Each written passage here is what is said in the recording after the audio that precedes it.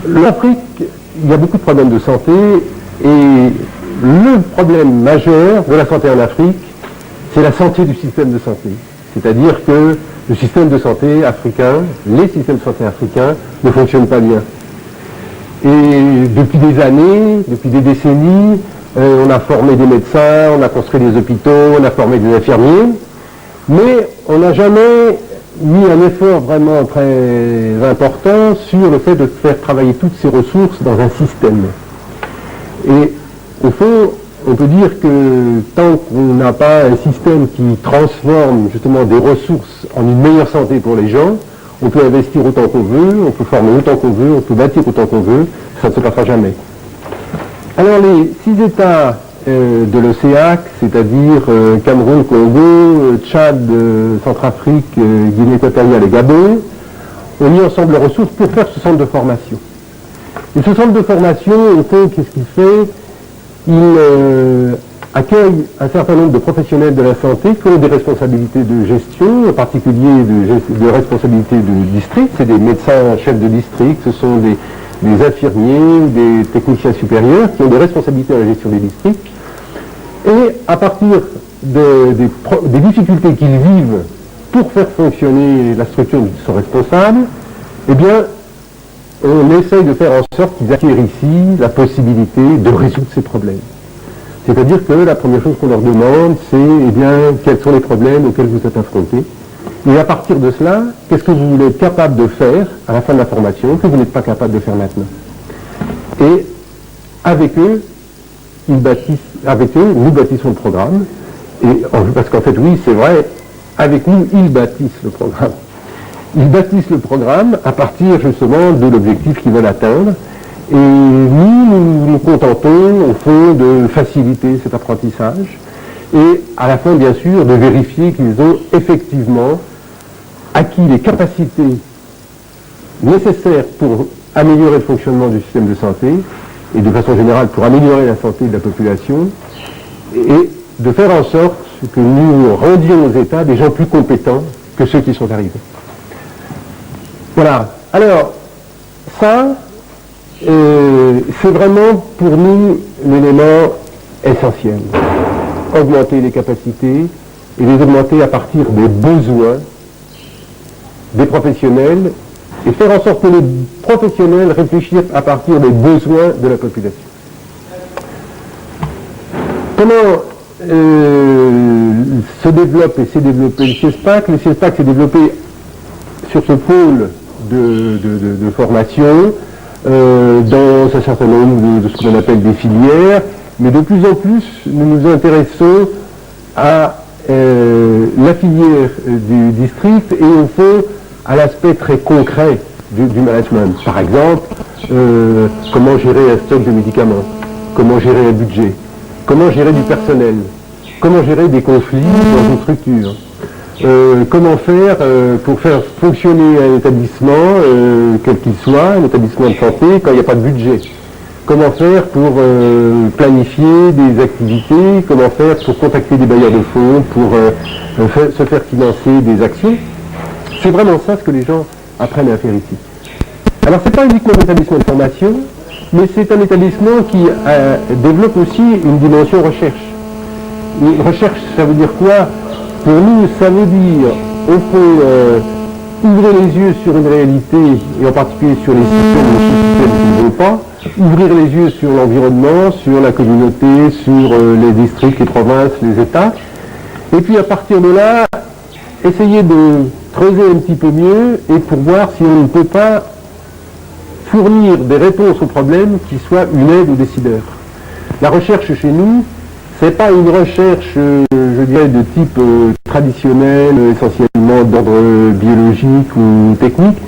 C'est ce que l'on appelle une recherche opérationnelle, c'est-à-dire poser la question qu'est-ce qui ne va pas, pourquoi ça va, pourquoi ça ne va pas, et utiliser là-dedans un certain nombre de disciplines qui ne sont jamais que des outils, c'est-à-dire l'épidémiologie, c'est-à-dire l'analyse institutionnelle, c'est-à-dire d'autres sciences sociales comme l'ethnoanthropologie, c'est-à-dire même des disciplines comme la pédagogie, pour faire en sorte que, on arrive à faire que les décideurs aient plus accès à la compréhension des problèmes, il faut qu'ils puissent prendre les bonnes décisions.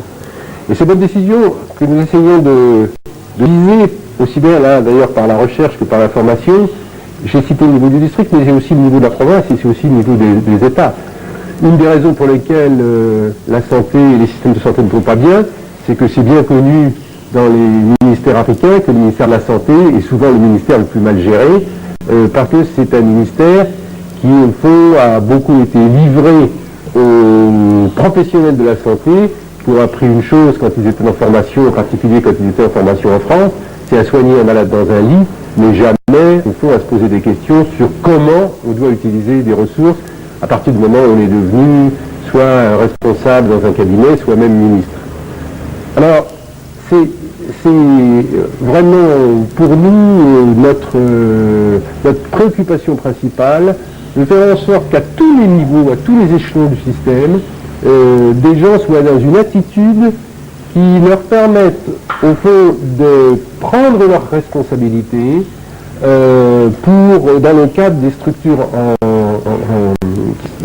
le cadre institutionnel qui est en vigueur, mais pas uniquement pour appliquer ce qui est prévu dans le cadre institutionnel, mais aussi pour modifier ce qui est prévu dans le cadre institutionnel.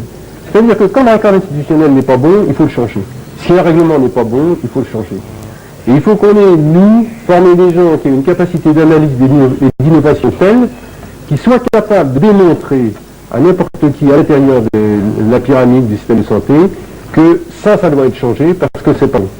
Et non pas uniquement d'appliquer ce qu'une administration a dit. Nous ne formons pas des gens qui sont des administrateurs, nous formons des gens qui sont des, entre guillemets, des managers. C'est un mot qui n'a pas une consonance très francophone, mais il faut dire aussi que cette notion du management, quelle que soit son origine, est vraiment la notion centrale pour que les systèmes de santé puissent un jour être améliorés. Qu'ils soient d'ailleurs, quand on dit système de santé, il s'agit autant de la partie publique que de la partie privée du système de santé.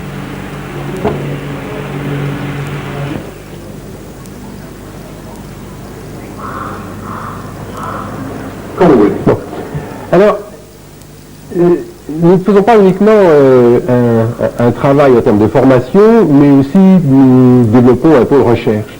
Il faut, pour nous, qu'est-ce que c'est la recherche? La recherche, comme pour la formation, c'est d'abord ouvrir les yeux sur la réalité. Et la réalité, elle est toujours plus complexe que ce que l'on croit, que ce que croient les gens qui sont en responsabilité dans les administrations. Elle est plus complexe aussi que ce que croient les chercheurs de disciplines différentes. Et c'est pour ça que nous essayons de faire en sorte de combiner plusieurs disciplines, que ce soit l'épidémiologie, l'analyse institutionnelle, éventuellement les sciences administratives, mais aussi la pédagogie, pour analyser la complexité des réalités et faire en sorte que ceux qui, au fond, ont une possibilité de piloter ces réalités, soit par les décisions politiques, soit par les décisions techniques ou administratives qu'ils prennent, puissent avoir des éléments qui les aident à prendre les bonnes décisions. Parce que très souvent, au fond, on peut constater que dans nos sociétés, les réalités, aussi bien individuelles que collectives, ne sont pas sous le libre arbitre d'un individu. Autrement dit, c'est pas parce que vous allez faire ce qu'on appelle traditionnellement de l'éducation pour la santé que les gens vont changer de comportement. Les gens ont des comportements, les professionnels de la santé ont des comportements d'irresponsabilité, les usagers ont des comportements d'irresponsabilité ou de non-compliance à la prise de médicaments, non pas parce qu'ils sont mauvais, mais parce qu'ils sont dans un système de contraintes qui fait qu'ils sont amenés à faire ça, et que ceux qui sont aux commandes des systèmes institutionnels, eh bien, ne se rendent pas compte que parce que ils ne prennent pas les bonnes décisions, parce que les gens sont sous-payés, ou bien parce que les gens ont des conditions de travail qui sont pas bonnes, ou qui sont méprisées, ou bien parce que les usagers sont traités comme des chiens dans les structures de santé, et bien que c'est pour ça que les gens, soit les professionnels ne fonctionnent pas bien, soit les usagers entre guillemets, ne font pas ce que les professionnels de la santé leur disent de faire. Alors, la recherche doit donc aboutir à ce que nous ayons un éclairage sur la complexité de ces réalités et de faire en sorte que au bout de compte, eh bien, les meilleures décisions soient prises par rapport au système complet.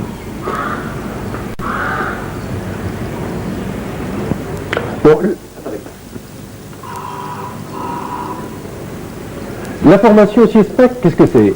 Ce sont des professionnels de la santé qui ont une responsabilité, soit comme médecin, responsable de district, soit comme infirmier, technicien supérieur, qui viennent ici et qui nous disent, voilà, nous, à la fin de notre formation, on voudrait savoir faire ceci, ceci, ceci, être capable de gérer un stock de médicaments, d'établir un budget, de négocier un contrat, de gérer un conflit, etc. Et qui nous disent, aidez-nous à construire un programme pour ça. Alors, avec eux, on construit un programme de lecture, d'exercice, de stage, qui permettent à partir de ce qu'eux veulent apprendre ici, et ce qu'ils veulent être capables de faire à la fin, au fond, de construire ce que l'on appelle un programme pédagogique. C'est tout à fait fondamental que ce soit eux qui nous indiquent, finalement, qui restent les maîtres d'œuvre de leur formation. Ce sont eux qui sont les architectes de leur formation. Alors tout ça, ça se fait à travers ce que l'on appelle des filières. Une filière qui est actuellement en cours et dont les étudiants sont présents ici actuellement, c'est le diplôme professionnel qui est vraiment fait pour les responsables de district.